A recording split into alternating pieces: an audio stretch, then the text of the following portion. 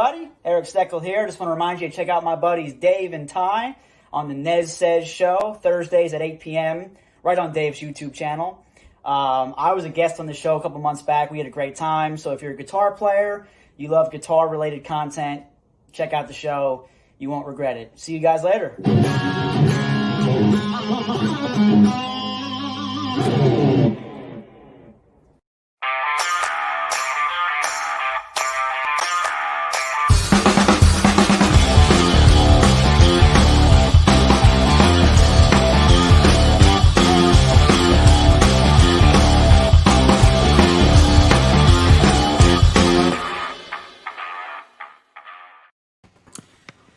And we're live. How's everyone doing today? Today is Thursday, September 10th. And you're tuned into Nez Says, a place where musicians can inspire each other to play more guitar. My name is Dave Nesdahl, and this is my co-host Ty Price. Hey, Dave. Second week with my new tongue. How you doing today, Ty? I'm good. It's good to see you and good to be here with you on a Thursday night. I'm always excited to introduce this next guest to our show, Mr. Larry Mitchell. Larry is a Grammy Award-winning producer, engineer, and performer who's toured the world playing guitar with many well-known artists. Larry's released 9 solo records. He's got some new things in the works. He's holding a new guitar. We're very excited to talk to Larry tonight. Larry, welcome, and thank you so much for agreeing to join us. Thank you very much, Ty. Hi, Dave. Hey, Larry. I'm just updating Facebook here to let them know I'm live, so I get some more people over here. Well, while you do that, let's say hello to the people in the chat. Ben Tom is here. Rosie McPherson. Hello, Rosie. Hey, Rosie. Brian Hey, Spalding is here. Ben Coombs, our excellent moderator and great friend. Jeff Cornell is here. Will Van Han solo, amazing guitar player. He was our guest last week. Let's see. Charlie S. is here. Thomas Santiago. Chris Bevan. Susie Cherry is here. Hello, Susie. I'm going to text Ronnie Lee, too. Oh, cool. Yeah, let her know. She is going to be a guest on an upcoming show as well. Ham 36 Solo is here. Thunder Falcon is here. Fruitcake Tony. Hey, Fruitcake. And if I don't think I said Brian Spalding, but if I did, I'll say it again. Brian Spalding. Hey, Brian. 24 people here tonight right now. If you haven't said hello, please do. Let's say hello and let Larry know that you're all here. Hello, guys. Awesome. Anyway, how you doing, Ty? How was your week? I've had a great week, Dave. Hope you have. And so excited that Larry has agreed to be with us tonight. I know that he's got a lot of things going on. He's a busy guy. I'm really excited to hear about the new music that he's working on creatively and that new guitar that's sitting in his lap. Yeah, absolutely. Oh, thanks, man. It's crazy times. I mean, it's crazy times. It's crazy times. It's crazy times. Anytime you think that, all right, I'm not okay with the crazy, but I can deal with it for a little bit, then something else crazy happens. I just saw this incredible and incredibly frightening picture of, I believe, the Golden Gate Bridge with fire on the other side of it. Wow. It's just... I haven't checked to see if that's it's a frightening photo, but I haven't checked to see if that's a, doctored photo or not, but just the thought of that. And I know lots of people in California that are in the midst of the fires and stuff, so. But, yeah, I've been trying to be creative, and I've been working on lots of new music and streaming and doing all kinds of different things, and so enjoying that. And, so I have a couple of different things. I decided not to do full albums anymore. I decided to do like EPs for a couple of reasons. But I have an acoustic EP, which I'm calling the Light Within. And then I have an electric EP called Shadows on the Soul, which I'm going to do. I can talk about tonight a little bit more. and then there might possibly be a blues rock release as well. I'm not sure. Oh, that's cool. That's amazing. That's great. So I have a lot of stuff done. I just like, now putting them all like, all right, these group of songs for this, I need to make sure, go back and make sure that they all work together as a collection. And these songs work on this, and these songs work on that. Yeah. Very cool. Very cool. David Ennis is here. 7/8. That's Jay. Jay Hannon. Hey, Jay. Hey, He Jay. says, hey, Larry.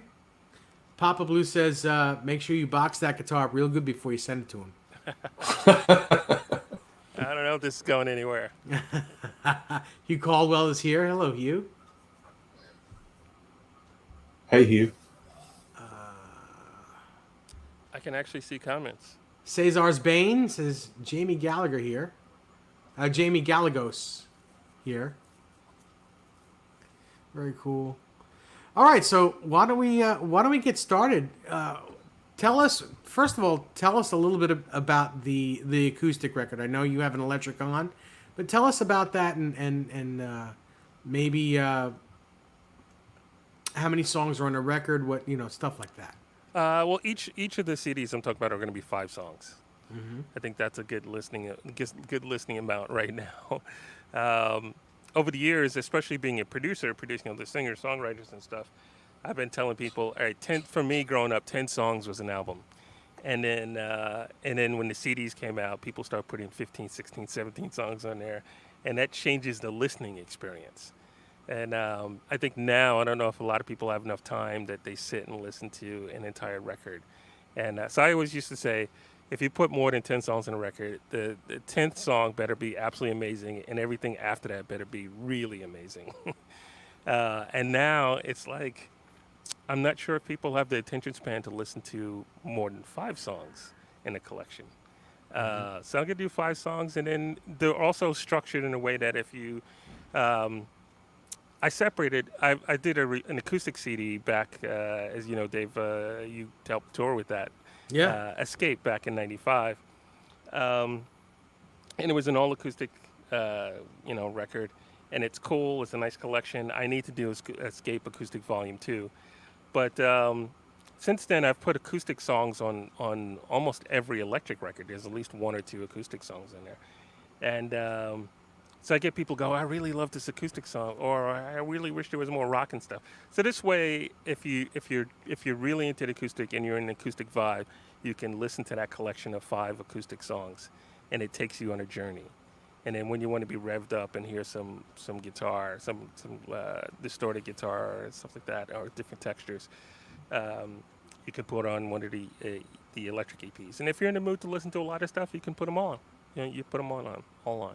Mm-hmm. So they're still coming from the same place at the same time. They're all The Light Within and Shadows on the Soul. I don't have a title for the blues thing if I release that. They're still coming from the same perspective. This all started at quarantine time. I had song ideas, and then every day I would get up. I was working with 2 different singer-songwriters, finishing up their records, and then everything stopped. So every day I decided to get up and work on one of the singer-songwriters' record, and then work on one of mine, take a break, watch a movie, something, and then go back and work on another artist's record, and then work on song for me. So I did that for a while, and then things got really crazy and started streaming and talking, doing lots of different other stuff. And so now I'm back to that schedule, except I instead of taking a nap, it looks like I'm riding a bike. I rode my bike today for the first time in over a year. And I had to take a serious nap after that, too. I can understand. I want to just skip to one thing real quick. Your Tuesday night shows they've been going on for 3 years or so. And I've been watching religiously at least this past last 6 months. I've been watching it every week. And each week that you do it, your ideas that you've come up with, your little videos that you do with it, everything, it has come such a long way, and it is amazing. I mean, what made you think of starting to do videos along with you playing live? I mean, how'd that come about? Actually, I've thought about it for a while, It happened maybe about 4 years ago, 4 or 5 years ago. I did the Guitars Under the Stars festival, and Yeah. Jennifer Batten was doing her electronic thing, and it was solo show, and it was tracks in there. She had video stuff, and she was adamant she had to go on at night because the festival had her at a different time up in the Pacific Northwest. She's like, no, it won't work. The show won't work. And so I thought that was interesting. And then I started touring with an artist that I've been producing for over 10 years, Dawn Avery. And slowly that's been developing into a visual show as well. There's a screen that needs to be at the show. And she hired Kate Freer to do some really cool graphics and video stuff on there. It's a combination of still shots to animation to regular video. And I started really digging that. And then I've been doing a lot of house concerts and events where there's a TV screen that comes going, I should have something on the screen. And then when I got in, when the stay-at-home order started, people kept calling me, asking about how am I streaming and what am I doing, and they comment on the sound and the cameras, and I'm just using iPhones and stuff. But I started looking into other video ways, other video means, and I found this program called Switcher Studio, which is it's just it lets you do a full production thing with as many phones as you want as cameras, and it's a switching system. But you can also bring in outside video, and I was like, oh, this is something I was really thinking about doing. And it started with looking for a sunset, and then my friend Glenn Olander, who has done videos for Fairies and Dragons and for Love's Last Cry and a couple other songs of mine. I asked him for the videos without audio so I can play live to him. And then it's just a matter of me hitting the right switch. That was funny when I basically first started trying to be able to be the guitar player, the director, the video editor, the live director, and trying to hit the right button. But practice makes perfect, I guess, or semi-perfect for a day. Yeah. So that's where that comes from, and then every week there's like more ideas. Like, it'd be kind of cool to try and do this. So I have some other ideas that I need help putting the videos together. So we'll see if I can get that. Mm-hmm. Very cool. One thing that really separates your streams, Larry, I think, from a lot of others is the quality of the audio. That you've taken you've paid a lot of attention, taken a lot of time to make sure that you're reproducing things that sound really good. Tell us a little bit about the audio setup. Well, basically, I'm going direct. Actually, right now I have in-ears in, so I am plugged into my Fractal Audio FM3. That's where my amp sims are, and overdrives and delays and reverbs. There's also an Eventide H9 in the loop of that. So that handles my guitar sound. It's coming out left and right. In fact, is StreamYard stereo now? Is it stereo? I know that they boosted the quality up. Yeah, But I don't think it's stereo. No, so the delays. Let's see.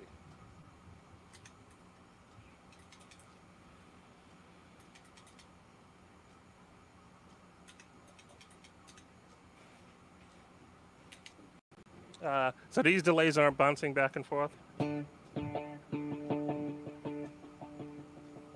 anybody have headphones? It's No? mono. It's mono. I hear all the delays, but they're not bouncing from ear to ear. Yeah. Okay. So I was always kind of trying to make sure that the streams go out in stereo. And so, YouTube is in stereo. Actually, I guess if it's going through StreamYard, it's probably mono. But YouTube's in stereo, Facebook's in stereo, and so I had the chance to remix my tracks. I actually rebuilt all of the tracks that I played to, whether from different records. My first record came out in 1990, so 30 years ago. 30 years. 30 years. So I redid as many of the tracks as I could to play to. Actually, Jay's on here. Jay helped me. I got some stuff from the first record that Jay helped redo the drums for. Even Yves Girard sent me some drum tracks, and Jay tweaked that for me because it was different. And then so all the drums are actually redone, and sent out MIDI into Superior Drummer. And so I used the same drum kit as if it was a live show because the drummer's not changing every kit. When I would do clinics before, I'd have like tracks from 3 years ago, 10 years ago, 15 years ago, different drummers, some programs, some live, different volumes, different sounding kits, different rooms they're recorded in. And the same thing with bass. And so I redid the bass. And for a while I was using Spectrasonics Trillion, which I used for years. And now I use Easy Bass by TuneTrack. And so I reprogrammed everything. I have one giant session to get the volumes together. So it's the same drum kit. It's the same bass sound, same piano sound if there's piano in it. The strings and synth stuff is different. That's specific to each song. And then it goes into the tracks play back on an iPad. And the iPad and the guitar go into a C entrance mixer face. It's a little mixer for mobile unit. You can actually record with it if you put a card in it. And then that's the interface to get into the iPad. Oh, And cool. that's how I'm coming to you right now. But Oh, that's cool. Man, it sounds great. A little bit of a surprise, which is not really a surprise because I'm about to get it out of the bag, is that Larry's going to play for us in a little while. He's going to play one or two of the songs, maybe some new stuff, maybe some older stuff. We don't know yet, but he is going to actually play on this stream, and it's going to be great because I heard some of the stuff earlier, and the audio sounds fantastic. The audio does sound good. Out of the bag, but it's going to be something for you all to enjoy. And the streams that we're referencing, they're occurring Tuesday nights, 8 o'clock Eastern Standard. And Larry's very faithful. He shows up every week and does this for all of us. So if you haven't seen that, do yourself a favor and check that out. Yeah, Thank you. and I can't wait for him to be able to travel again because he does his stream from wherever he's standing. I've done it right there in that room. He's done it right in this room, and it was amazing. And we had a little studio audience in here. It was a great time. It sounded great. It was just really fun. A lot of fun. Yeah, I've done it in airports. That's the other thing about doing it with in-ears. Like people I did one in an airport. I think I was going to, I might have been, I don't know where I was going. I was definitely out of the country. And so there's a list of comments going, what's wrong with the people sitting next to him? Why are they not rocking out? Because they can't hear me. I'm just some weird guy strumming a guitar that. Mm-hmm.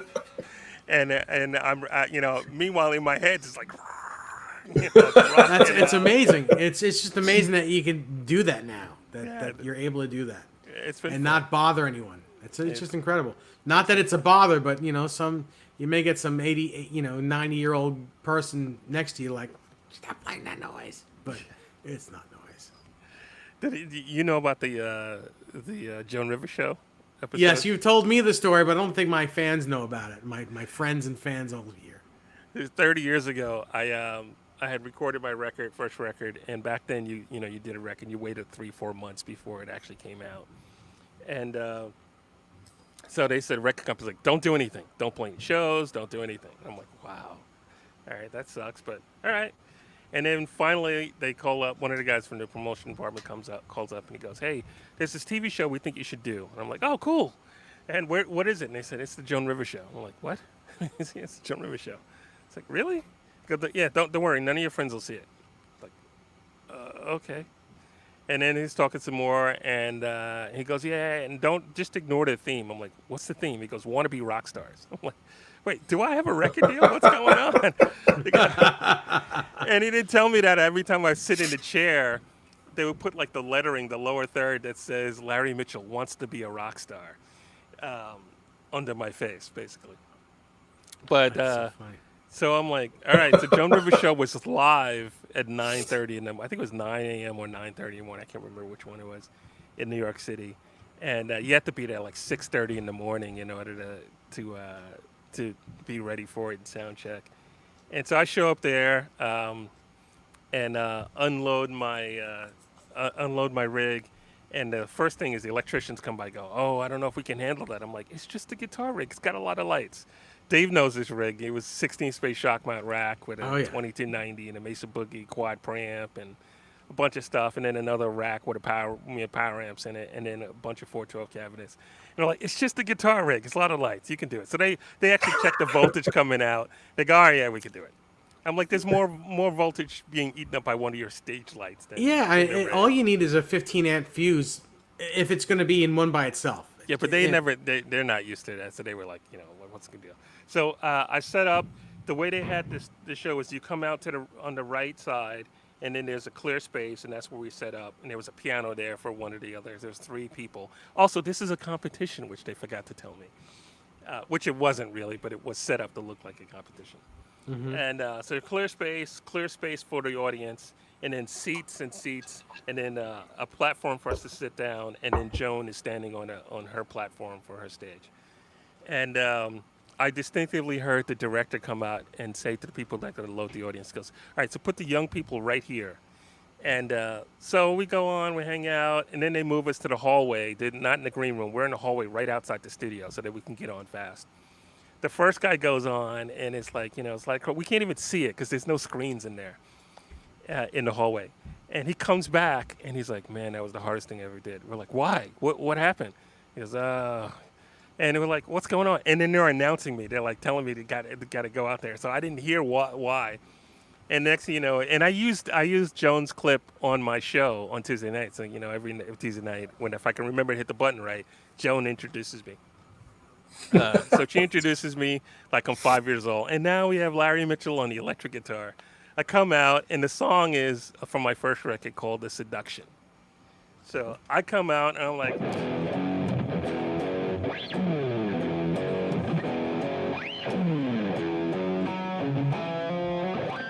And I look up, and everybody in front of me, nobody's under 85. Nobody directly in front of me is under 85. There's one guy in a wheelchair, and his nurse might have been under 85. Not much, but he had an IV pole. I didn't know that you could leave the hospital with the IV poles. I have nothing against people who are older. I'm getting older. Believe me, I need these this to see how to read it anymore and stuff like that. We're all getting older. But when you're 24, 25 years old, or 26, then actually, 26, trying to get your best sexy on and playing your rock stuff, and you look up and nobody's on 85, and there's a couple ladies in the front going like,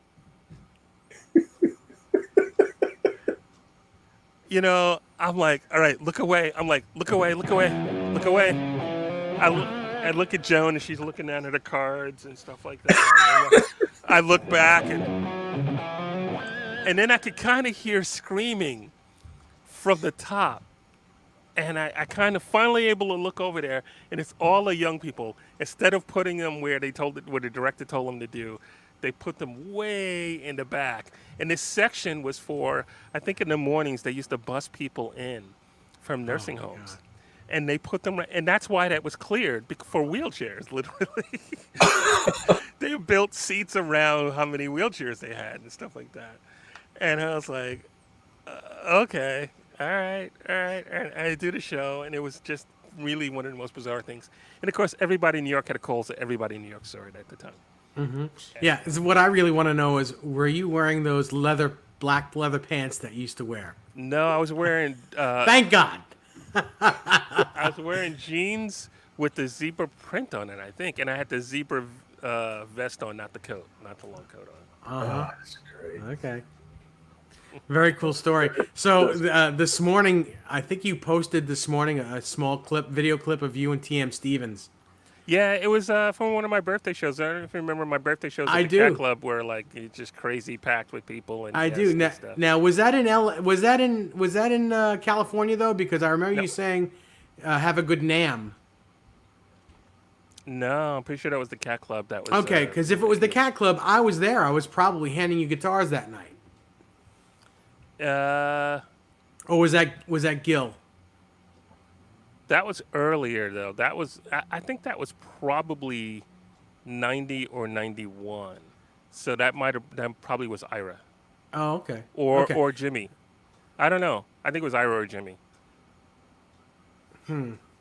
Yeah. think. Oh, okay. Well, either way, man, I was looking at that white guitar, which is this one right here, Yeah. but all white. Yeah. Sometimes when I look at that thing, I wonder, man, it would be really cool if it was still just all white. After looking at a video like that, that's great stuff. And you and TM, man, TM didn't even know the song, but he played it like he knew it. Yeah, it was cool. One note, it's F sharp. So it Yeah, was cool. yeah. But and, He you know, was- but he you was got to killing watch it. it. Everyone who hasn't seen it, it's on Facebook. If you're on Facebook, check this out. Just check it out. Larry posted it today. It's a concert footage of him playing a song called "Evil," and it starts off with the drum solo. Well, in the video, it starts off with the drum solo. Yeah. Someone else So- posted it in the New York Rocks Facebook group, and I saw it, and I was like, oh, cool. So I just shared it. Yeah, I it actually was have great. a bunch of VHS tapes somewhere around here, and I need to actually get them out and try to Get those digitized. Yeah. Yeah.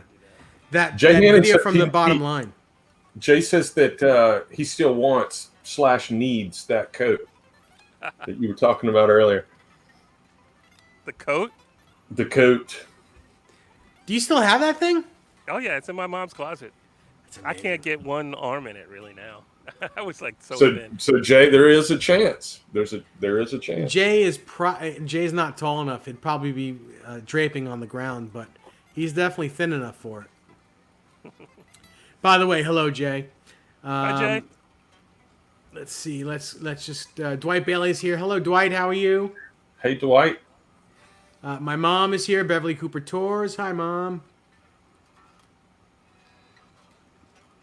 Dwight posted a new video yesterday. Everybody needs to go over to Dwight's page and see his new video.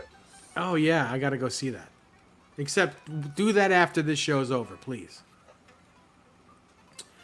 All right, so let's talk about a little bit about the electric the record. How long have you been writing the songs for it? Because I mean, the song that I heard, that's got to be brand spanking new for you. Because I know a lot of the stuff I you wrote do. that way back.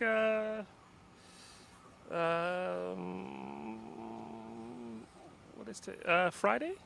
I think I wrote Friday. You wrote it way back in Friday. I think I wrote it way back like Friday. Last Friday. That's amazing It's how. either Thursday or Friday. Wait, what? I can't remember. The days don't mean anything anymore. Yeah, I think I wrote it last Friday. It was one of the things that had to come. If you write songs, if you've written a lot of songs, then you probably can identify with this. Some songs you labor over, you work out, and you go, oh, this is a cool part, and maybe this part here. And then you go away, you come back, you go away, you come back. And every now and then, it's like there's a song that comes out that's like dictation. You go, oh, I need to capture this right now. And if you watch Bob Dylan talk about that, apparently that's how he's written most of his songs. He says they come through him as like dictation. And Political Rain was like that for me as far as just the core idea and stuff like that. There have been quite a few songs like that. And this one was like, oh, wait, you know what? I can tell you what it was. It was Thursday because I went to so one of the biggest Nags dealers is Rebel Guitars. They're an hour away from me, which was so remote and random. I live in Alabama, and when Peter Wolf told me, it's like, hey, you should go visit Wes. He's in Alabama. I don't know how far away he is. And I talked to Wes. He goes, oh, you're like an hour away. I went to Wes. I traded in a couple of guitars. I got this beautiful guitar. And for some reason, Wes had it tuned the whole step down. I don't think he remembered why it was tuned the whole step down, but so I got it home, and I was playing it, and the beginning of the riff, started with that, and it was in a drop. It was a whole guitar was dropped a whole step, and then I refined the riff later on. But I was like playing it and enjoying it so much. I was like, and then other stuff was coming out. And I was like, I need to start capturing it. So I wrote it Thursday, and I actually had the track together Thursday night. Friday morning, I sent either Friday morning or Thursday night late. I sent the track to a friend of mine who's a singer that was going to work on some lyrics and stuff like that. I'm not sure how far that's gone yet. And Dave had a great idea for this song too, whether I should send it to another singer as well, and do an instrumental version as well as a vocal version. So, but so that's where it's. Yeah, this song goes way back to last Thursday. Nice. So we gold. Nice. So we Absolutely. gold. Yeah. Yeah, It's and already then- gold. It's very gold. I will say I'm excited that a song I played on last year, a country record for Tim Hicks in Canada. He's a Canadian country artist. The song's called "What a Song Should Do," and it went to #1 last year. So I was excited about it. It went to #1 in Canada and Australia, but it just went gold. It's fantastic. So yeah, Good. I'm Congratulations. Yeah, Yes, I'm all- congratulations. So, Absolutely. I'm a Do you country guy. wanna play that song for us? Sure. I got to stand up and move around and stuff like that. So you want to go to a 2-shot? Let's go to a 2-shot while I do that. Okay. All right. While we're waiting for Larry, I just want to just say, first of all, it's always great to have Larry on. Second of Certainly all, is. if you need anything from Tessie Switch, whether it be a kill switch, whether it be Earthquaker pedals, Keeley pedals, guitar picks, I think he has strings. I think he's got a whole assortment of stuff that you may want to check out. Check out TessieSwitch.com for all of your Tessie Switch needs. Boy, what an infomercial! That's it. Tessie Switch, good stuff. I love the Switch I have Yeah, it's that good you stuff. installed for me. Yes, I did. I Yeah, sent that guitar thanks. to the Guitar Whisperer, and he installed it for me. Yeah, thanks to Tessie Switch. Yep. And thanks to Jack at Rock and Roll Amps. He helped me out with that as well. I think Larry's almost ready. Okay, so here we go. Here's Larry Mitchell.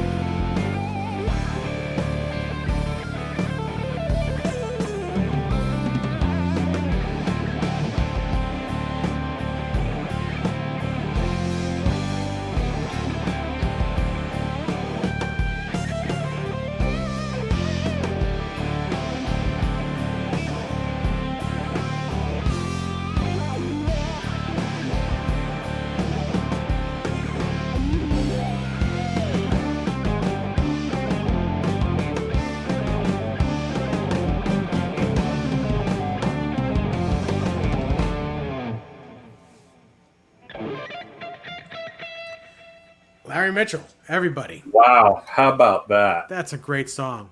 Really a great song. Fantastic. And I do hear vocals on top of that. Cool. It's a Thank great you. song. It's got a great hook. It's I great. I gotta remember all the parts. That's like the second time I played it live, Dave.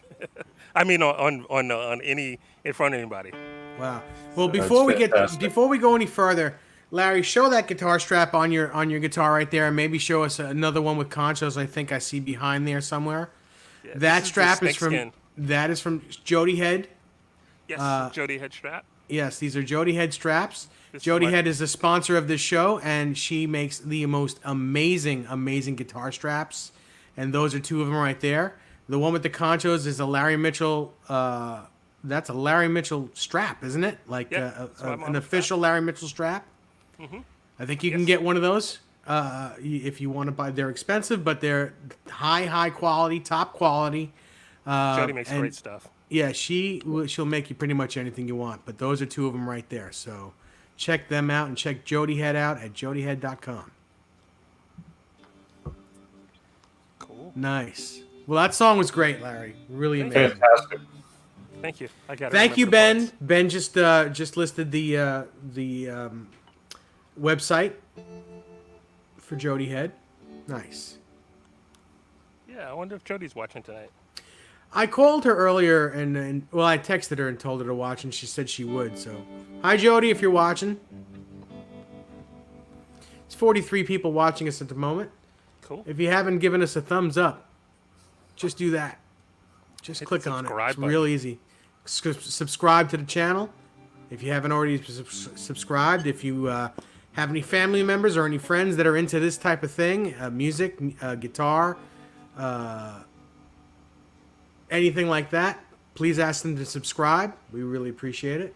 Subscribe to Larry as well. Absolutely. Ben Coombs just put up your YouTube channel as well to subscribe to. Thank you, Ben. Very cool. Yeah. Got 37 thumbs up at the moment. Thank you so much, everybody. So, Larry, let me ask you a question about your writing process. Take the piece you just shared with us. Mm-hmm. How did that come together creatively? Did you have a melody first and foremost? Did you have the progression first? Tell us about how the song developed from vision to fruition. They're all different because I work with different type of artists. I mean, I produce everything from Native American world music, contemporary Christian, a lot of adult contemporary singer-songwriter, a couple country artists, and I usually co-write. I have co-written with lots of them, a lot of the artists. So I've developed just different writing techniques, I guess. Sometimes, if you've been in Nashville, the people have different techniques for writing, and they write like it's a career, because it is a career. They write every day, and then so I have those things that I do use, and then I have things that, like, I'm sitting down and playing, and a sound inspires me or something inspires me, and I come up with a part. I usually just record that on my phone, so I have that later when I'm ready to do a record. I have like 40, 50 little snippets of ideas to start with, and sometimes they're actually, it's like these 12 snippets actually add up to one part. This particular thing started with the riff, and that was because it was a new guitar. It was tuned a whole step down, and new sounds inspired that. There's another song on the new record that I might play later on that has an interesting melody, and it comes from a choice of. It wasn't written specifically that way, and I think he's watching. At the beginning of the year after NAMM, I stayed in my friend Bill and Carla's guest house. I was actually sick. I had the flu really bad, and I had the flu in their guest house, and they had the flu inside the house. And Bill was one of my students at a artist retreat at the Atlantic Center for the Arts back in October. And he was asking me about, Bill is advanced, and he was asking me about modes and stuff like that. And I go, people have always said, oh, you're a cool modal player. And I'm like, yeah, I don't really know what I'm doing with the modes. I mean, I understand them, but I don't think about that when I'm playing, and I wasn't thinking about that when I write. And I've gotten a little bit more into it, into understanding it, having done the VI academies that I've done and one Satriani G4 experience. But it's not a place that I come from writing or actually playing. But I am playing modally, and I just don't think of it that way. And so when Bill was asking me when I was just a little bit better, and I was at their house, he was asking me questions about modal playing, and I was like, I don't really. And he said something to me, and I still haven't remembered exactly what he said, but it triggered a whole series of stuff in my head. And so I worked on this next piece that the melody comes from me trying to remember that I'm strictly playing it. I was supposed to strictly play in this mode.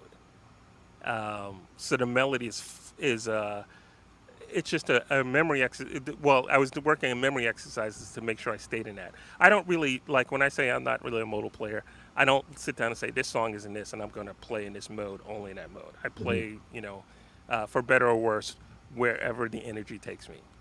Mm-hmm. And there's a lot of blues, some blues licks that I learned from Dave or stole from Dave in there. And then there's a little bit of that 80s where, grew up listening to Van Halen. You go, what the heck is he doing there? And 3 notes per string and these wide intervals and stuff like that. Mm-hmm. And then the Eric Johnson influence. But so I don't normally sit down and just go, I'm going to strictly stay in this mode. But I wanted to do that in order so you can hear the mode. So the melody of this other song is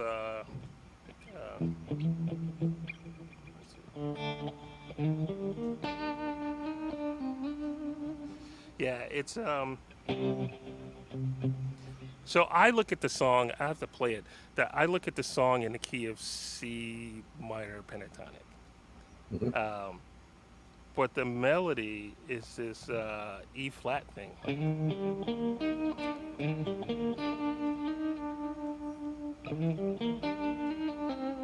Yeah, and people out there gonna be like, oh, that's what that is. You're doing this and that, and I'm like, it's always been my whole career has been like, I'm doing something. People go, that's cool use of that. And I'm like, really? Would they tell me what that is again? Because I just want to remember it. So that's another thing as far as chords and stuff like that. I have another song, "Love's Last Cry,"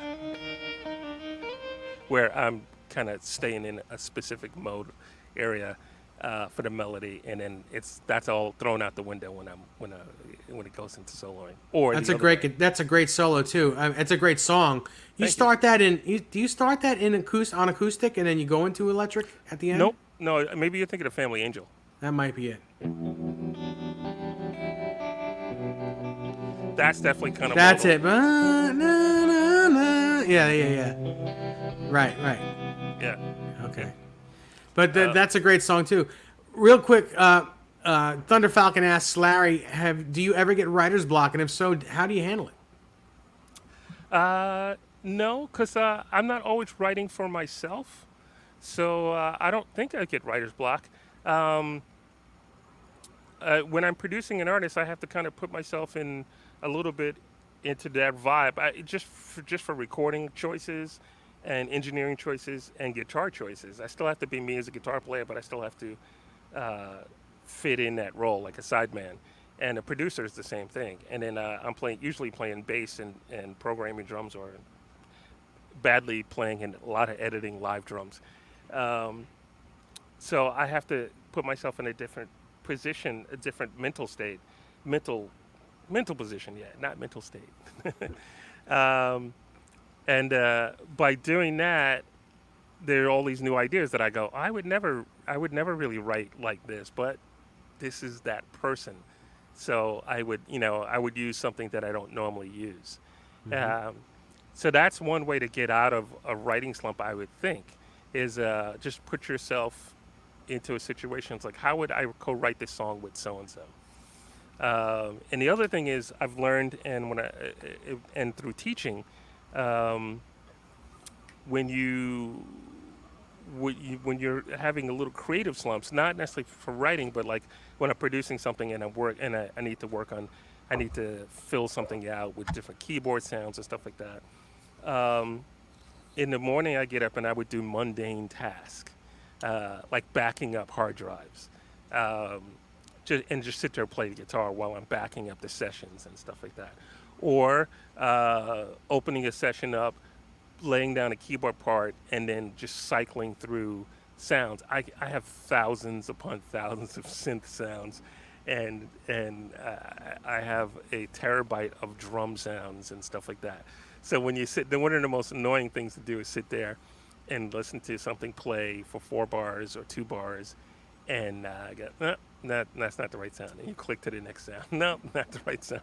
You click to that. But what happens is some of those sounds might not be right for what you're working on, but they start to go, oh, that's a cool sound. Though it's not right for this, but it's a cool sound, and it leads you down a different path. So you can try that for getting out of a slump. But I haven't felt like I've been in a writing slump. I've written quite a few things that I have in a whole acoustic. I mean, not acoustic. I have in a whole new age record that I never released. And in New Mexico, I started to put out a single, a new age single, and I entered it in a contest, and it won best new age single. And I was like, all right, I got to put the record out. We played the award show and the whole bit. I never released the record. So that's all done. I have other things that have never been released. And what's really bad is on my Tuesday nights, so Deja Vu is 2 years old. That's the last record. And it's a bunch of Deja Vu is because it's called that because it's songs from my first couple of records that weren't available anymore that I was playing live. And people go, what album is that on? I go, oh, it's on an album that's not available anymore. It's on Mind, Body, Soul or Temptation or Insatiable or something like that. So I redid a bunch of songs, and at the time I was like, I'm only going to put 7 songs on this. So I put 7 songs on it. There's, I think, another 6 songs that I didn't put on it, and that I did, and I was like, this makes a nice sounding record. If I put everything on there, it's not going to be as cohesive, everything like that. But I said, I'll just do that as leftovers. I'll just do Deja Vu leftovers. And I never released that. This is how bad things are. So I'm playing on Tuesday night. Someone asked me, what song is that? I tell them what song, and they go, what album is that? I say, it's on Deja Vu. And they go, a bunch of people go, no, it's not on Deja Vu. I'm like, yeah, it's on Deja Vu. No, it's not on Deja Vu. I pick up a copy of Deja Vu. I'm like, wow, it's not on here. Oh, it's on Leftovers. And people are like, what's Leftovers? It's like, it's the other. Oh, yeah, I never released that. I forgot to release a record. Oh boy, it's done. I got to. So I'm sending stuff out. Like I sent out one of the first acoustic single from the Light Within to people who've been tipping me on Facebook and YouTube and stuff last week or the week before. And so I got to start sending those out. I've also redone some of the songs from the Escape record the way I do them live now, with all the trails and all the vibey acoustic and swirls and stuff like that. And I have to send that out. I had been sending out to people who have been really sending me messages that a song really affects them. So I go, I have a live version of it, or I have a different version of the record of that song, so I'll send that. And I've sent some people songs that haven't been released yet. And I go, hey, this is not released. I don't know if it'll ever be released, but this is specifically for you. So just listen to it. nice. So I write all the time and I record. I have a studio here, so I record. Some of it's really finished, some of it's not. I have a funk record that I started, I don't know, a year ago that I haven't finished yet, or I'm not sure what to do with it. So yeah, I write a lot. Cool. I have a couple questions here. One from Stephen Familio. He says, do you have a regular practice regimen? Do you use mostly keyboard plugins or hardware like a Roland Integra or other sound module? I have one hardware keyboard thing that's a piano, and it's inside a giant piano case. It's 5 feet by 5 feet, 4 feet, 4.5 feet maybe.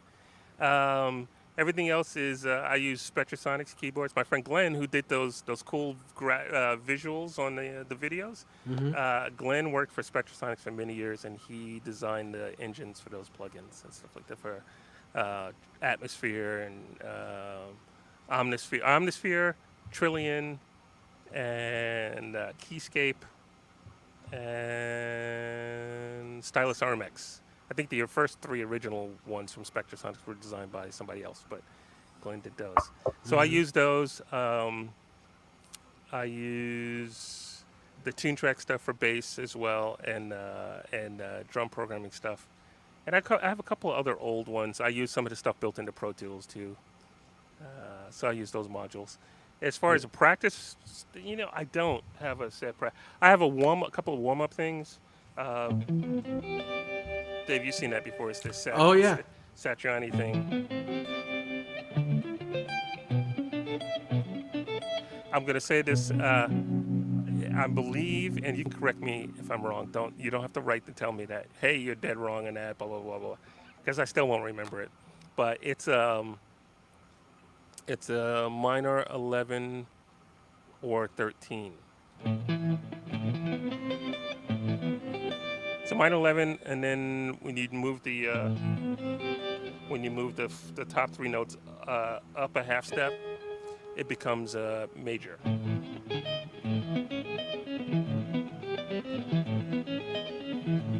Ty, you may know exactly what it is. So this is a minor 11, I think. So A, E, B, C, G, D. That's right. Say A minor 11. Is that a minor 11? Yep. If I understand that correctly, and yeah, your notation about the half step going from minor to major is right. Yeah. So what's cool is the first three notes always stay the same, and then if you move in a half step, it's major. If you go back, if you just say straight, it's minor. So what's cool is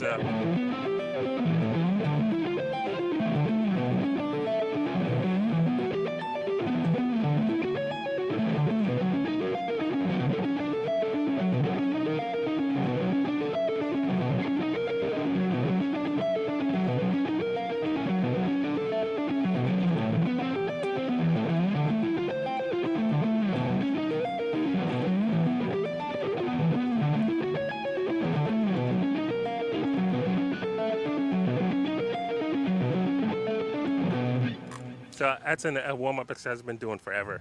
And it's one note per string, so it works on this hand and it works on this on the picking hand to make sure that I keep jumping the string. So and it's useful. I actually believe in working on exercises that are actually useful. So I do this in political rain sometimes.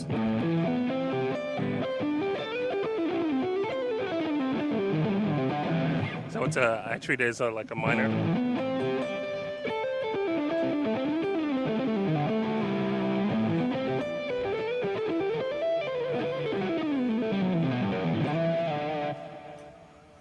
Nice.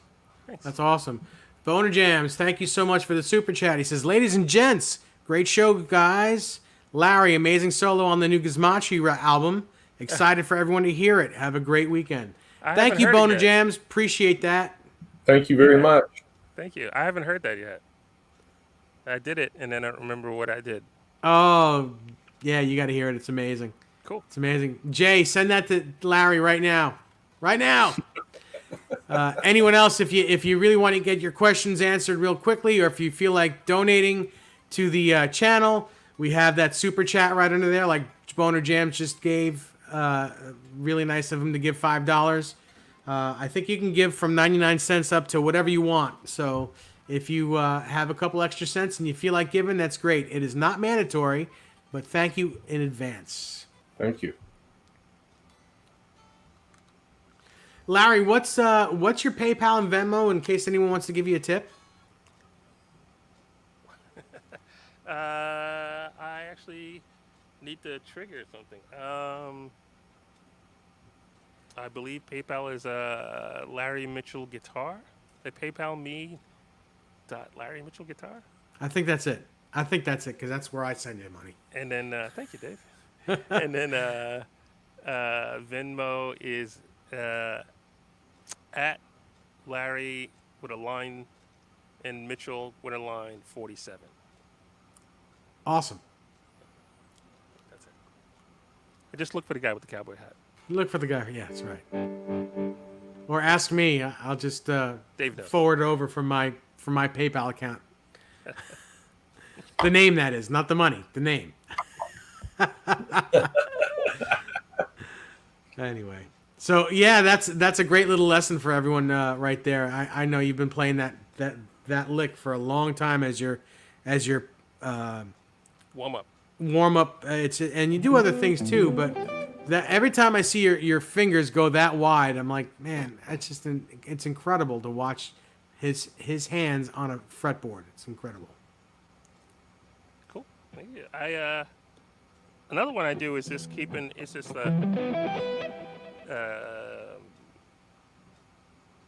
it's just a major minor arpeggio, staying in the key. So sometimes I start at E. E minor. Mm-hmm. F sharp diminished. The Right. G major. The A minor.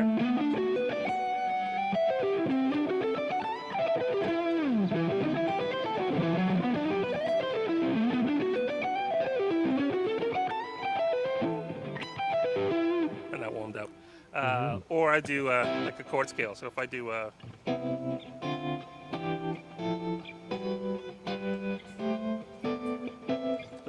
C major 7, D minor 7, E minor 7, F major 7, G 7, A minor 7, B diminished. I think that's B diminished. Tie? 5 5 flat 3. 1 flat 5 flat 3. Flat 5, flat 3. It's not diminished. And then C major 7. So if I do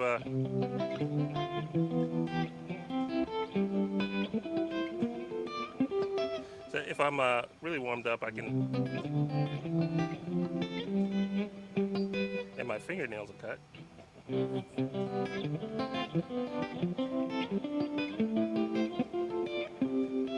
Or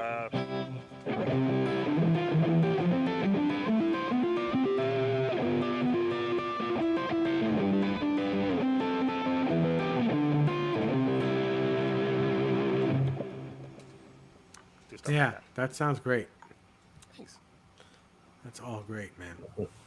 Very good. Yeah. Those are great. Those are great harmonic exercises. I mean, those are essential for every player. I mean, going through a scale like that, like Larry just demonstrated, being able to understand what the chord is in that particular, or how the chords all relate to one another in a particular key, the relative arpeggio to each chord, and then the scale that sits on top of each of those chords. And Larry just demonstrated all three elements of that, harmonic exercise. Mm-hmm. I try. I try. It helps get my ears and my hands together. Thanks. Thank you. Very cool.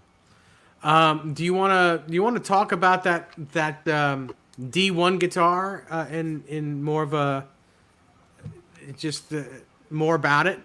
Sure. I was actually getting ready to change to it. Yeah. Hey Vince. Vince is here in the chat. Nice to see Vince. Hi, Vince. Let's get you up here. Yeah, so that guitar.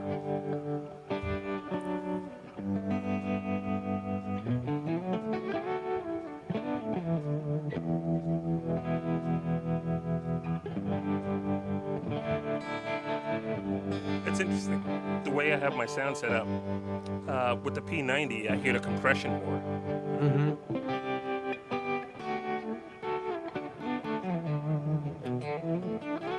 You realize I just went, oh, you can't see it. I just flicked my finger to try and change the pitch. Oh, to change the thing. So, real quick, before you discuss that, let's do a precursor of what that came from. That came from this, which is their Kanai J. Kanai being the body shape, and the J being like junior 1P90 guitar. And this is a production guitar that anyone can buy, that anyone can get at any time. It's in the affordable range. Larry's holding his up as well.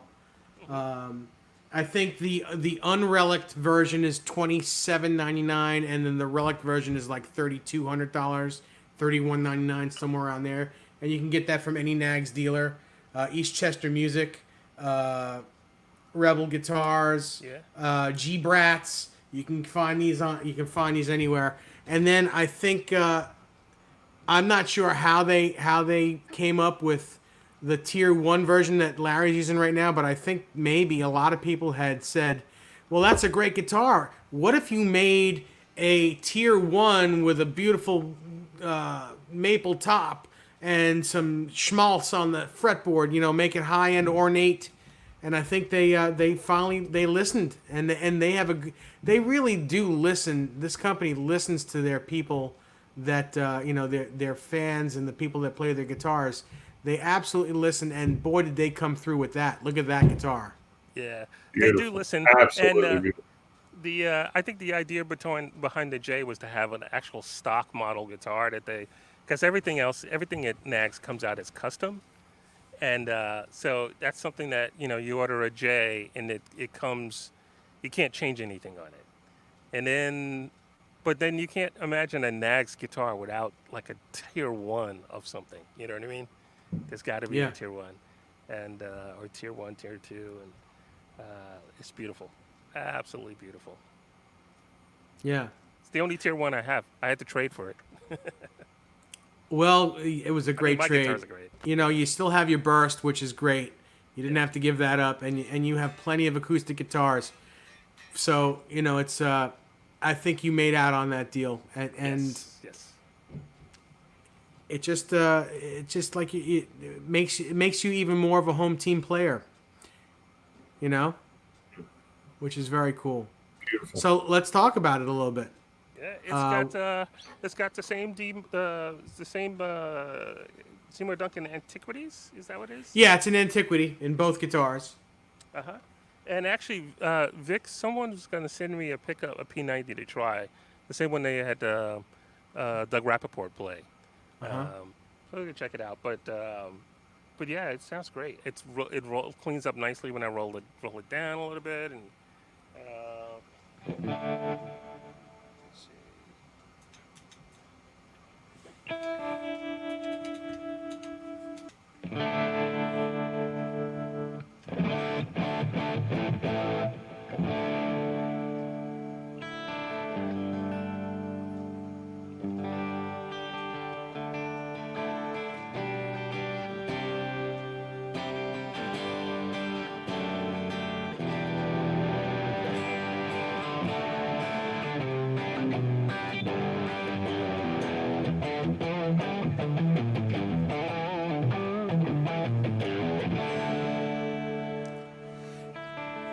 It's nothing like the sound of a real good P90, I tell you that. I'm still Stretching those strings out. I think it's your B string or E string.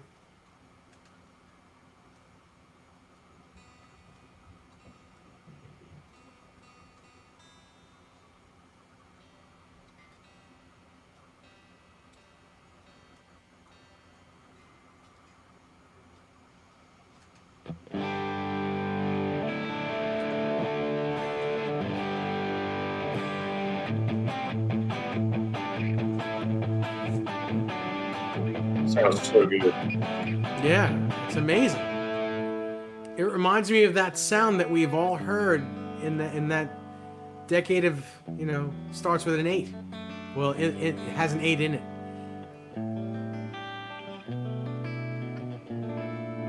It's great.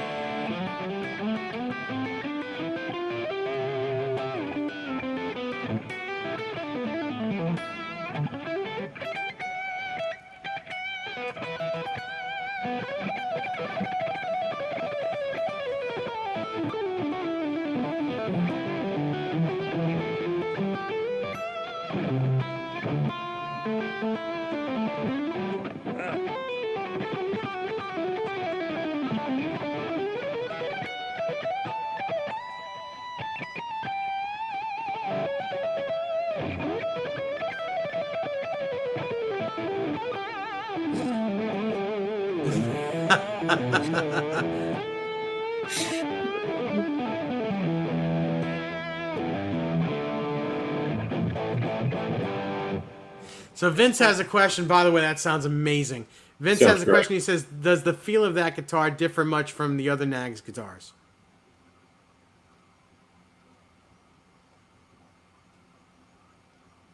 Hello. Yep, gotcha. Right, this is um, it differs from my Severance, yeah, because all the canines feel different from the Severance. But all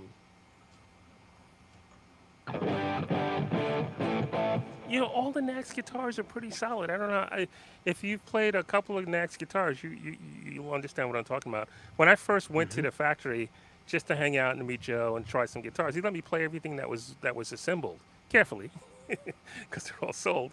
And it was the first time I ever played a line of guitars and go, wow, this is not my thing, but it could be. Well, nope, this is not my thing, but it could be. From one manufacturer of the whole line, and it's like, wow, these are all great. There's something that feels solid about it. This is Yeah. great. It's the first thing and it's a lot like the J, but there's something a little bit extra about it. I still love my J. Absolutely love my J. Now, is that an ebony fretboard or is that rosewood? Ebony would be like really black usually. I think it's ebony. Yeah, I think so too, since it's a tier 1. Yeah, I think it's ebony. The regular ones are all rosewood. Is a spank to that you can't get off from a J, and that's partly the maple top and partly the ebony fretboard. Yeah, that's probably what it is. The maple top and yeah. Yeah. Beautiful guitar. Thanks. Sure is. Everyone that says that it's buffering, that the video is buffering, that's probably a problem with YouTube right now. I apologize, but that's kind of out of my control. But when YouTube gets their stuff together, maybe later on tonight or tomorrow, it should be fine if you want to watch it again. Vince Schnell said, "I've played your signature guitar and a Steve Stevens model, and they both play fantastic." Oh, yeah. Yeah, I've played both as well. And everything that I've played so far, every Nags guitar I've ever played Oh is yeah. ridiculous. There's not one bad thing about them. Oh yeah. Yeah. And I'm not endorsed by that company. I'm not sponsored. The show's not sponsored by them. It is just the fact these guitars are ridiculous. They're so good.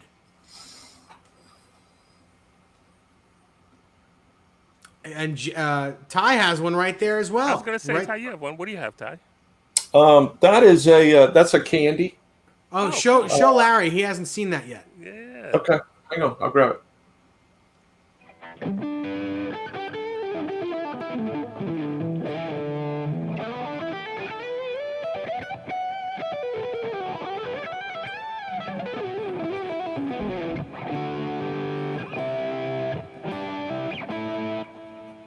So, Larry, this is obviously built on the Kanai platform. This is a candy.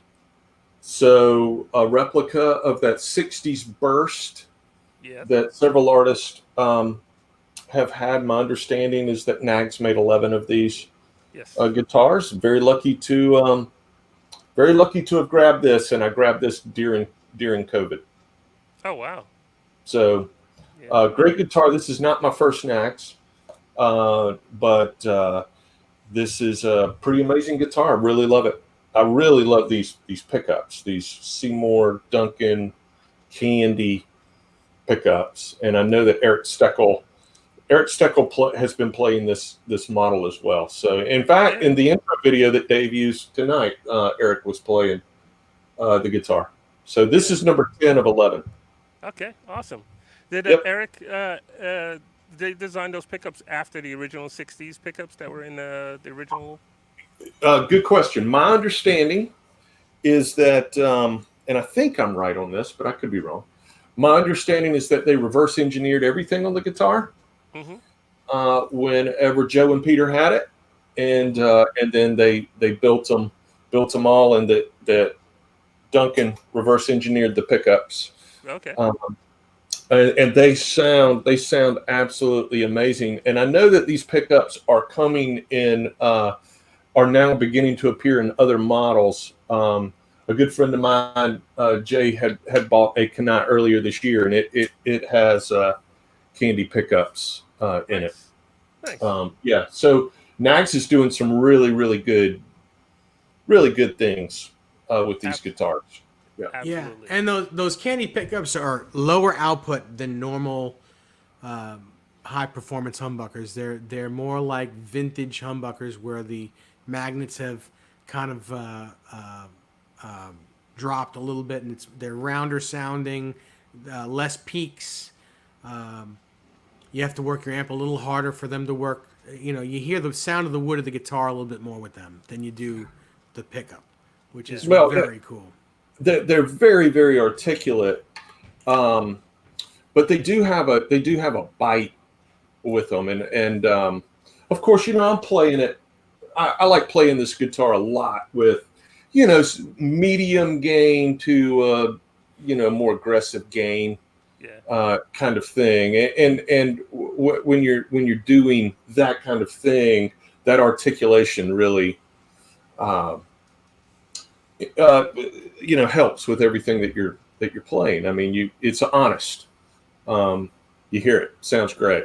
It's a very balanced guitar too, and the thickness of the body is a thing with with this particular guitar. I know that just a lot of care and attention was put into this, but my first Nags was a Kanai that just outstanding, tremendous guitar, and then that guitar led me to this one.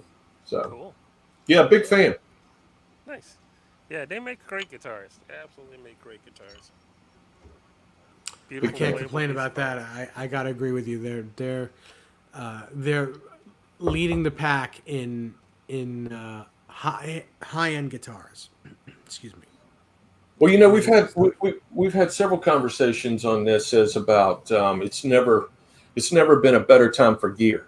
I mean, you can get such great gear a lot of different places, and no matter what your preference is with guitars or amps or digital processors or whatever solutions you seek out to address whatever need you have, there's never been a better time to get any of it. And there's great gear in every price range. The guitar that we gave away here on this show a couple of months ago was, an economy guitar, but the quality was excellent. I mean, weren't you surprised I was surprised when I played it? Yep. Weren't you surprised when you got it, Dave? I mean, Yeah, well, it sounded great. It felt great. It didn't feel like you were playing a guitar that you should have when you're 7 to 12 and you're just starting to play guitar. It felt like a really good guitar.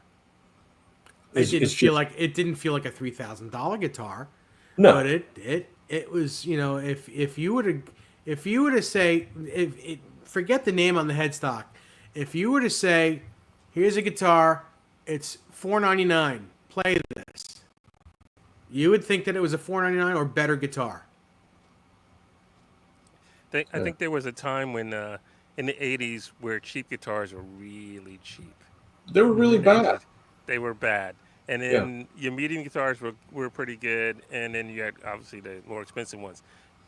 None of them were really as expensive as some of the high end guitars now, but the range is insane because you can play if you take $150 guitar, you can go find a Squire.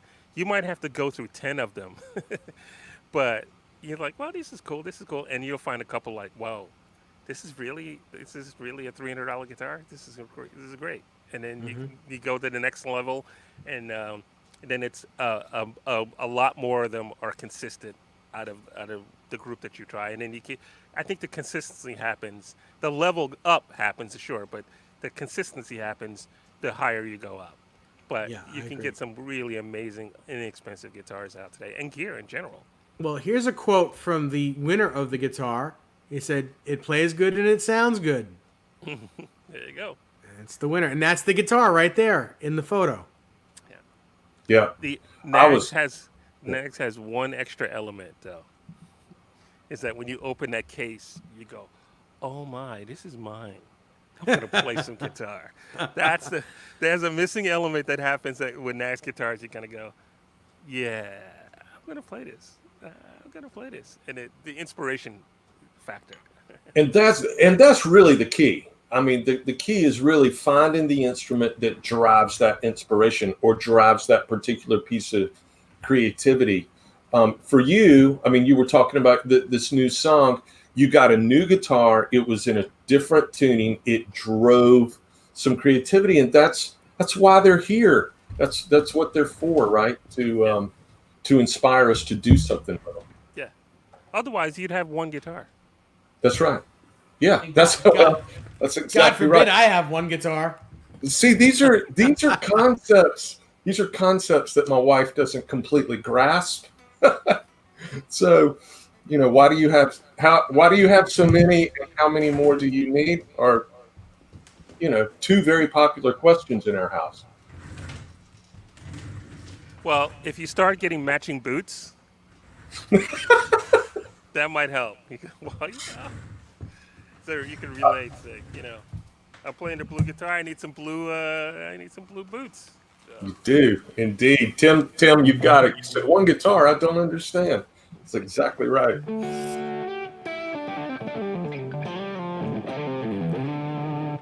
yeah, this is great. Really good. So let me play that other song for you guys. Yeah, please do, Larry. Please. And when Ty comes back, so I'll explain that.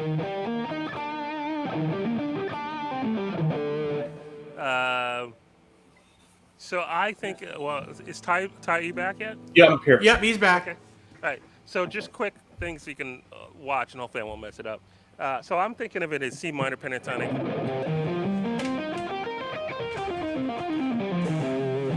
But the melody does this. And then there's a climb. I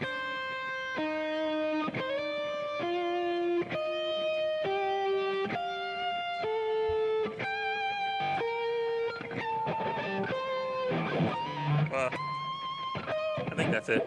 I should probably do that.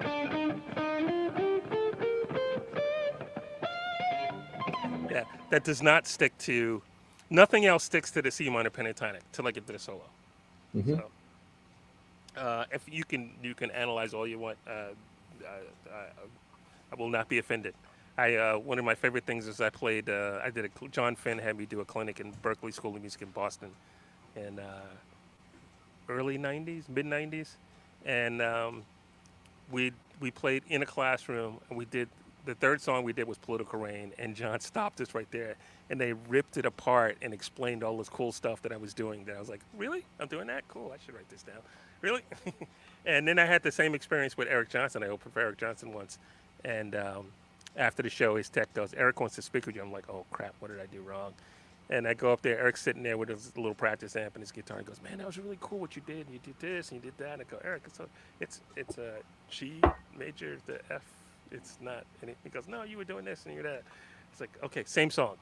But anyway, so they both explained to me things I was doing that I wasn't quite realizing. It's just driven by a different factor. I need a different preset for this.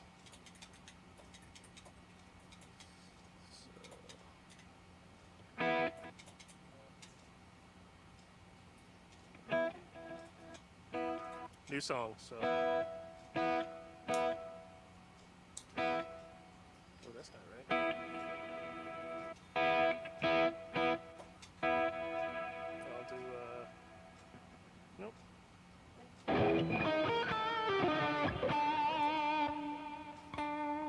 Nope. I don't have a preset for this song yet. That's how new it is. So I'll use this.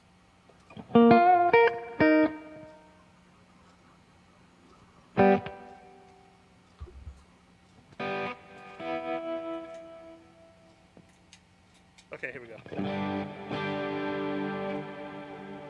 right. Okay.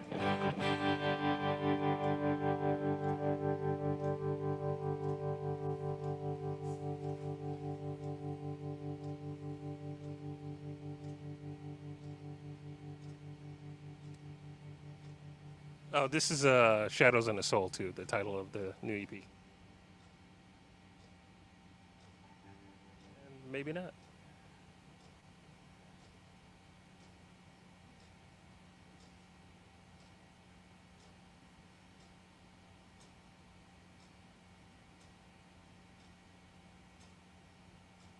Maybe not.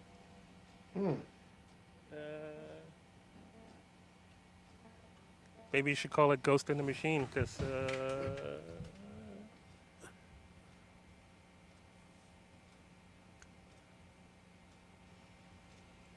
wow.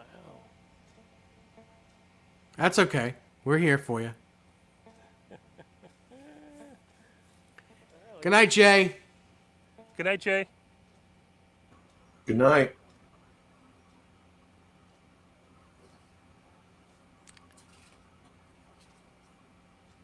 Say, talk about anything else for a second. Okay, Switch I'm back. gonna do this one thing real quick while we're waiting on you. I'm gonna put this up real quick. We have one more pseudo sponsor to talk about. Look at the bling on this Floyd Rose. You see the titanium saddle blocks and the titanium string locks and the titanium screws that are holding the saddles in, and Gorgeous. the block in the back. Well, if you want any of that stuff, check out Adam at fu-tone.com. Adam Reaver is the guy to talk to. He's the owner. Get all that stuff to bling up your Floyd Roses and your locking tremolo style tremolos. He also said that our show is fu-tone approved. So it comes from the man. Thank you, Adam. fu-tone. Check it out. Okay, I think it's gonna work now. Okay.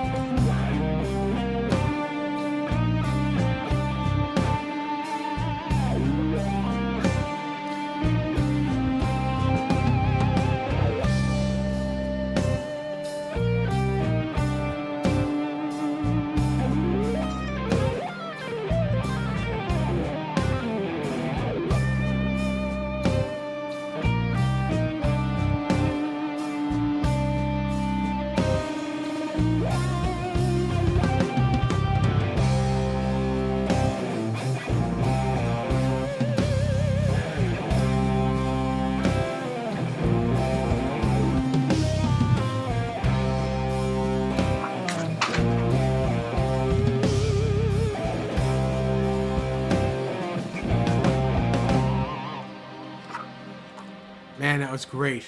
Superb. That was amazing. Thanks, Dave. It's Oh, beautiful. I left Thank the you. mic on. You might have heard me grunting in there.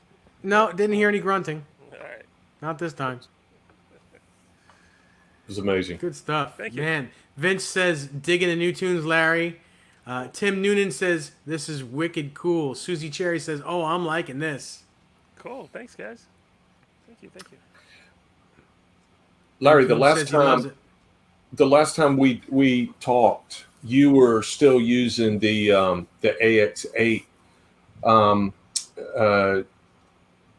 Okay. How has the FM3 how has that been to work with the last several months?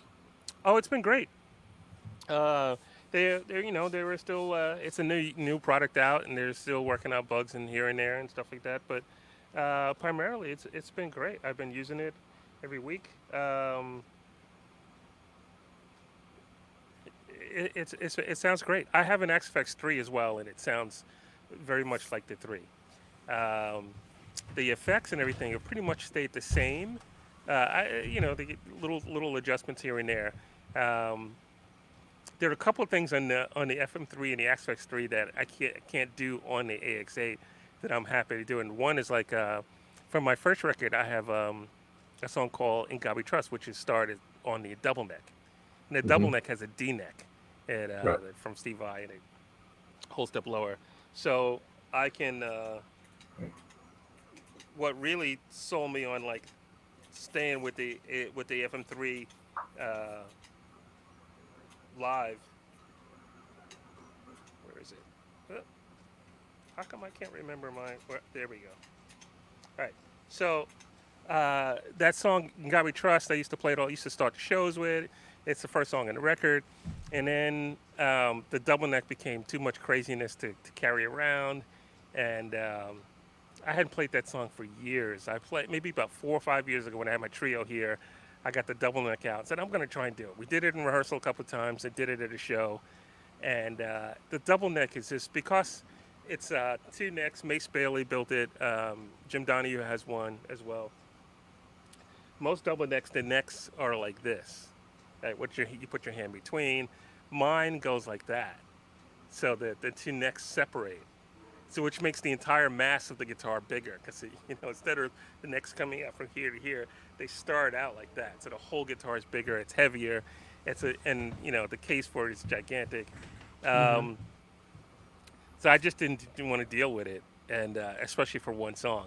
And I thought about like this being the 30th anniversary of the first record, maybe I'll try and put that neck on another body. Another Ibanez body. It's an Ibanez double neck that they made for me, and I was talking about that. And then one thing we were testing was the virtual capo in the AX8, in the FM3, and I was like, oh, this is awesome. So just to give you an idea, that's normal tuning.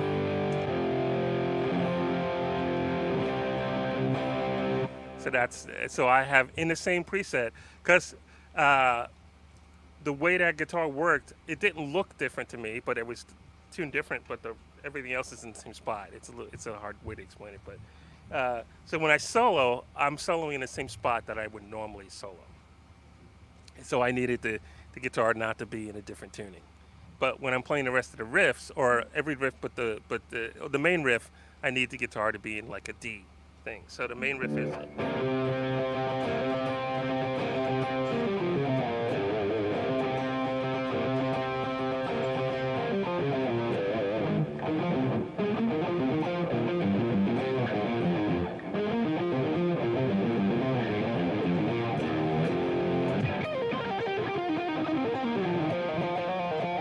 Now I'm back in regular tuning.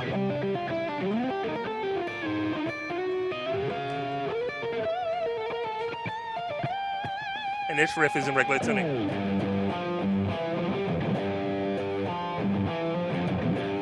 If I did it in so because of that, I'm able to do that in one song. I'm able to switch from it.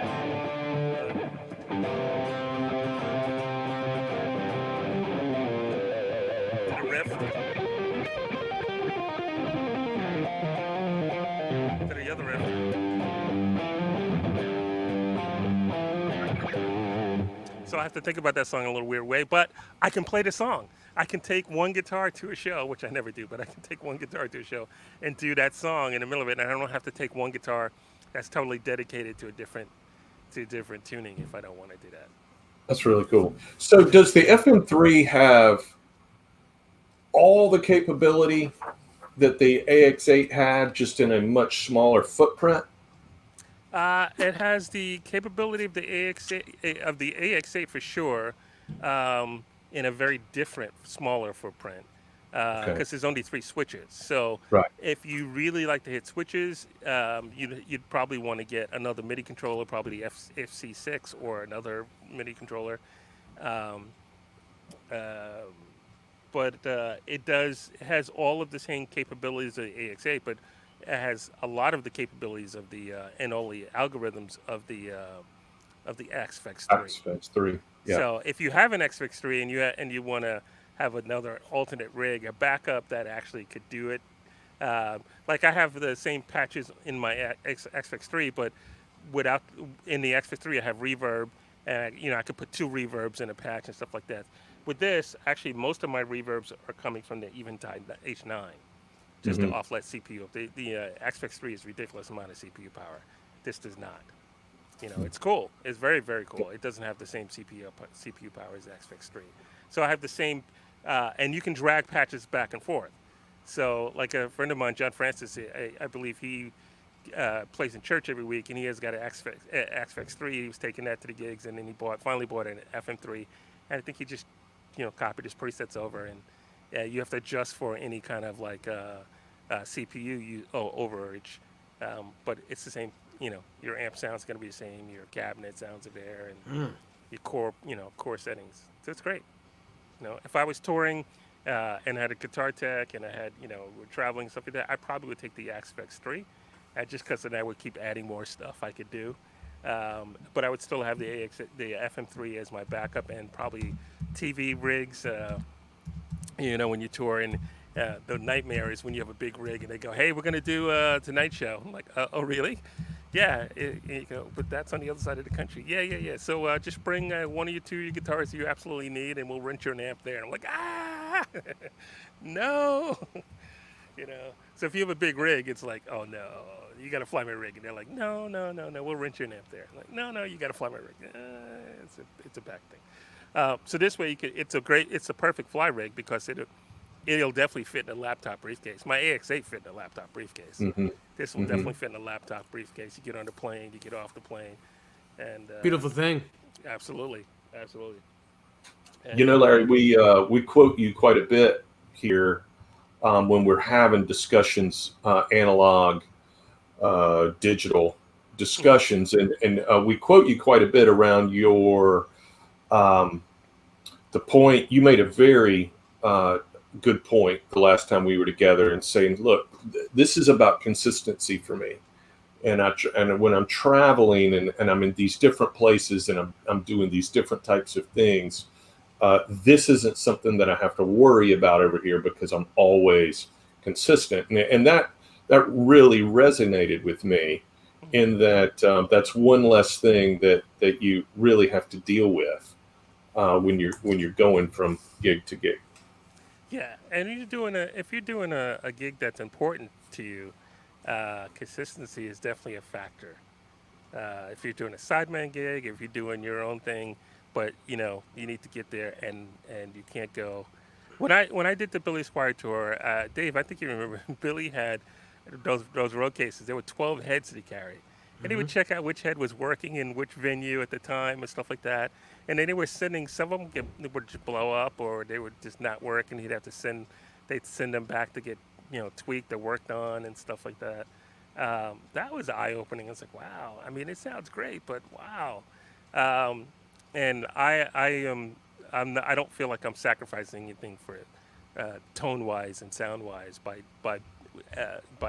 going for this consistency as well. You sound great. Amps. Thank you. Yeah, I have amps here. I have a 73 Plexi head here.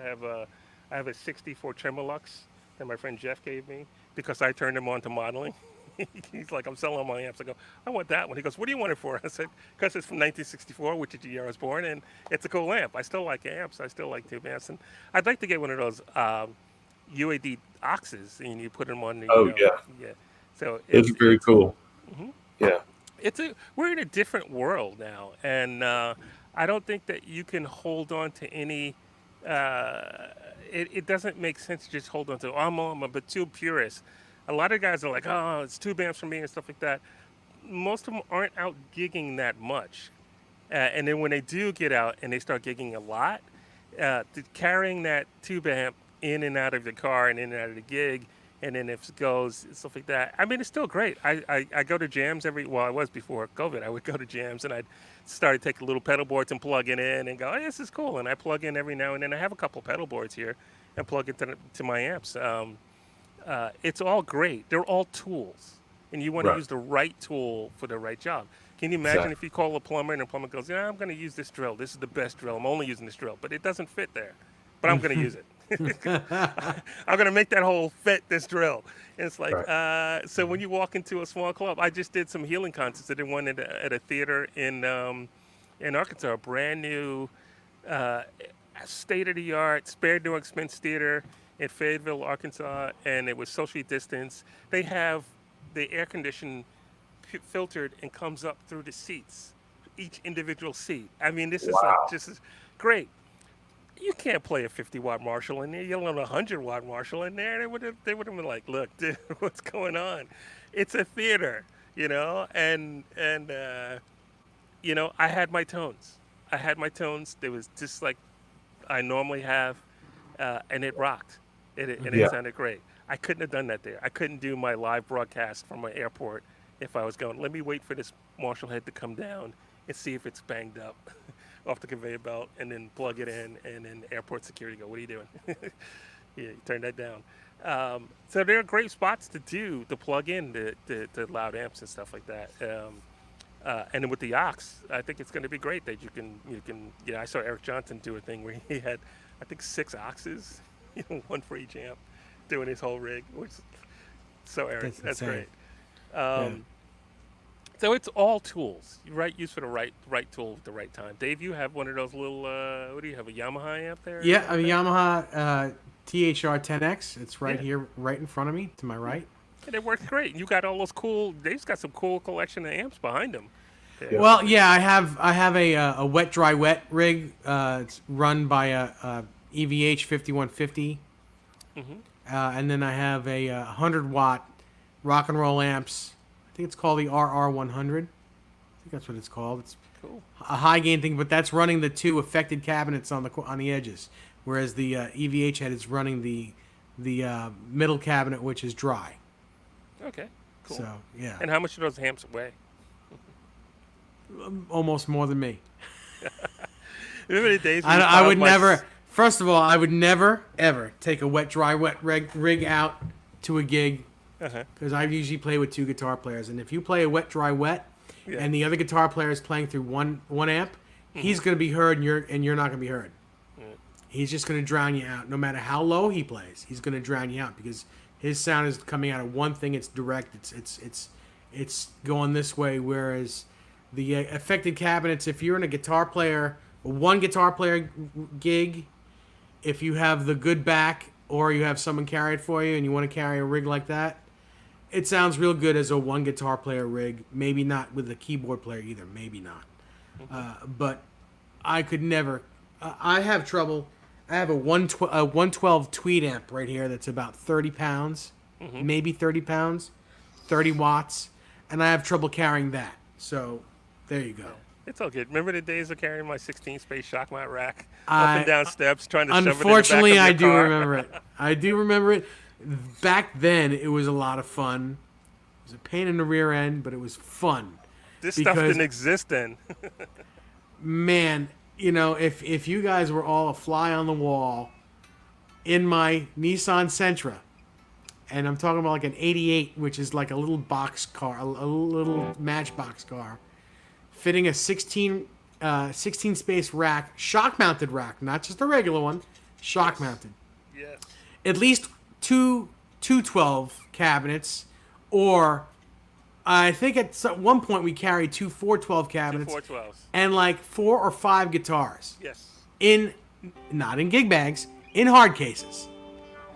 Do you remember that big case I had, the coffin? Yeah. Oh man. Thank God I didn't have to carry that. That was held cool. 6 guitars and my double neck, I thought, or maybe Yeah. 6 guitars and not the double neck. Yeah, that was in your apartment. I remember when you had your apartment, and that would be in there, and I'd come up to where that was, and I'd sit down and I'd be like, oh wow, that's so cool. And the guitars that were in it were they were all like, I was such a fanboy back then. For you, but a lot for your guitars too, because they were like They're cool 80s guitars. gold, 80s gold. And this was like the early 90s. But it was like if you were an 80s, loved 80s guitars and 80s guitar players, his coffin was like opening, like you open it and go, ah. It was amazing. It was amazing. And now I have these 2 light cases. I have a Quantum Industries that holds 3 guitars, and I have a Inky case that holds 2 guitars I can fly with. And they're Yeah, I both, like that. They're both under 50 pounds with all the guitars loaded. Wow. That's amazing. But yeah, but now this stuff didn't exist. But anyway, yeah, the modeling. I've had friends when I've been using Fractal stuff for 10 years, over 10 years, I think. And I've had friends that at first I would say, hey, you should check this out. And I've had like response like, nah, it's not my thing. I'm not doing that. And then a friend of mine called me up and he goes, I saw you play in this video. And what rig were you using? It sounded really good. And I told him, he goes, oh, okay. I said, why? He goes, well, I got this big tour. And they told me that I could only, for a while now, tours have been squeezing down what they carry to Europe and stuff because it's cost a fortune. Mm-hmm. It's like they told me I could carry a 4-space rack and they'll rent me a combo. And he goes, he asked me about it, and I told him. He goes, I'm not. I'm not going to say who it is. It's a real gig. I'm not taking a modeler out. I'm like, all right. And then a year later, he goes, hey, what was that thing you're using? I told him. He goes, yeah, it sounds really good. I got to get one. I was like, I thought, what happened to not using a model? He goes, no, it sounds really good.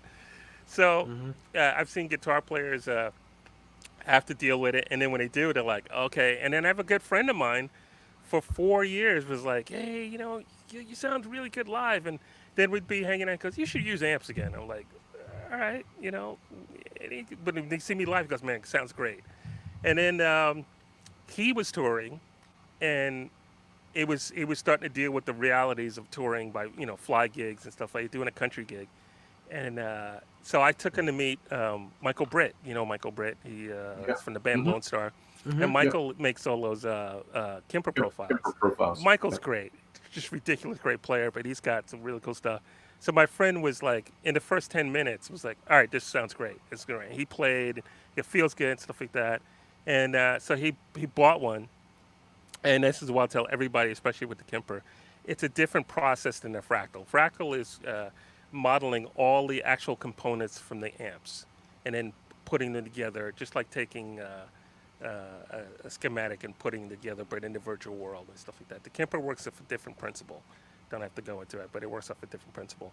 But with the with the like a tube amp, if you change the volume, if you take an amp, Fender Deluxe Reverb, and you turn it on 3, and you set up the bass and treble and mids stuff like that, when you turn that amp to 7, not only does the character of the preamp change, but the character of the EQ changes as well. Right. So the same thing that happens with the Fractal with you and the Line 6 Helix modeling that does that, a little bit of that principle as well. So that when you change one thing, it affects the other things, just like in real tube amps. So the Kemper works with a different principle. That's why a lot of people have multiple profiles of the same amp. So if you like this amp on 3, you profile it at 3. If you like it at 5, profile it at 5 as well. If you like it at 7, occasionally profile it at 7. It reacts differently.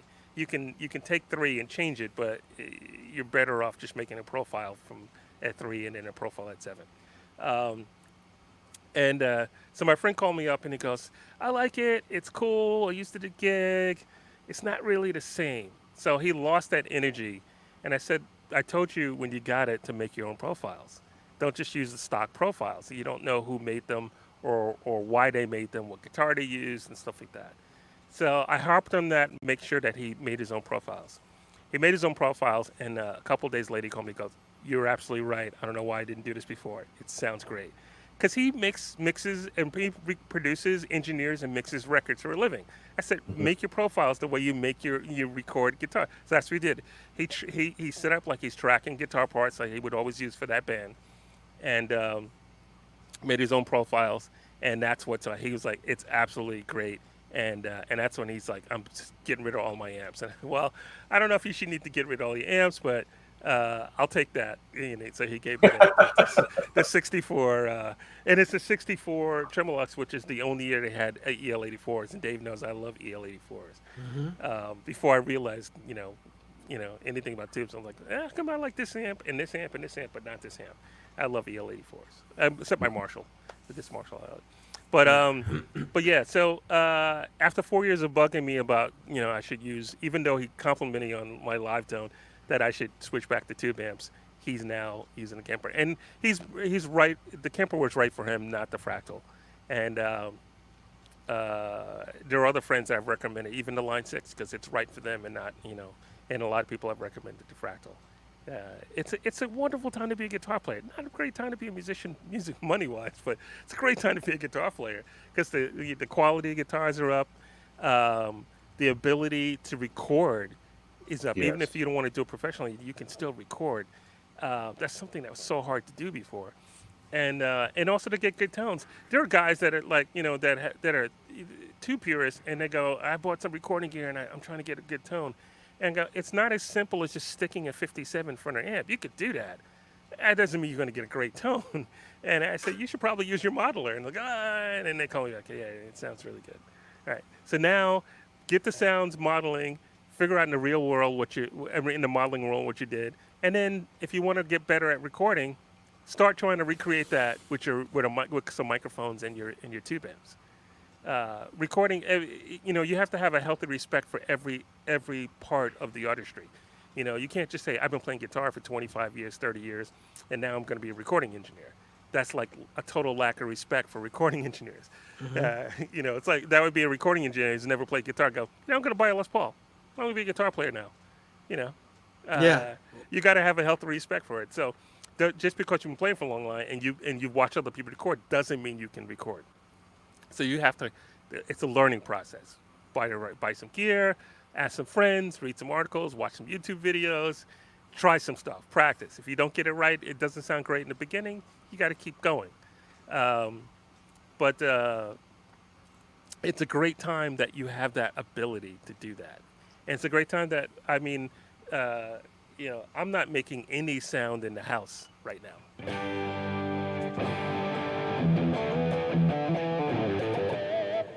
It's all in my in-ears right now. And I have speakers if I want to plug in. I have these cool DV Mark T12 cabinets, and I got a power amp that's this big.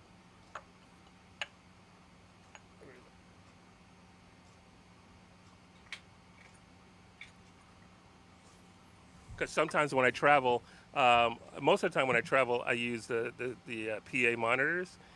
Sometimes when I'm jamming with other guitar players, I ask for a couple of 412s or 212 cabinets.